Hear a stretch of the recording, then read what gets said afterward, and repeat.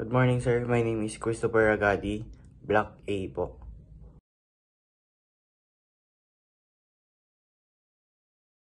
Mission and vision. A leading local university known to develop excellent and virtuous professionals who are catalysts of progress for both the local and the global communities. University of Eastern Pangasinan is dedicated to producing highly competent and morally responsible Europeans through innovation, industry, focused education, sustainable research, and value-based curriculum. We commit to shaping ethics trailblazers, bringing our principle-centered culture, defining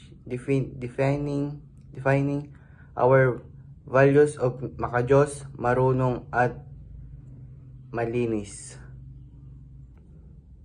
uprightness, excellence, and passion.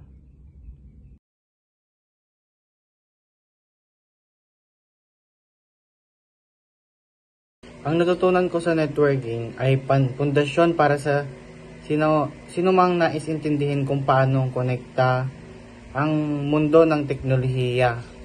Hindi lang ito tungkol sa mga kable ng computer, kundi mismong wika at sistema ng pagpagalaw sa internet.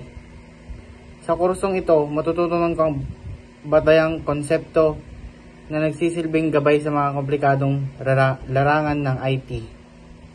So madami akong natutunan sa networking about mga cable, mga router, mga files. So ang natutunan ko po sa last sem po, yung paano po maglagay ng wire sa RJ45, ganun po yung mga crossover A, crossover B, tapos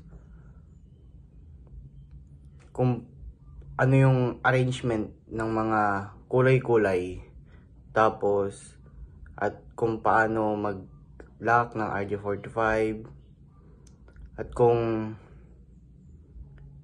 paano magpagana ng RJ45, tapos at yung paano ang pagkakat ng mga wire, kasi kailangan walang space yung RJ45, dapat sakto siya sa loob na nakapasok yung wire na naka-lock dapat para hindi siya gumalaw-galaw. At isa pa sa natutunan ko, sir, yung file sharing using router.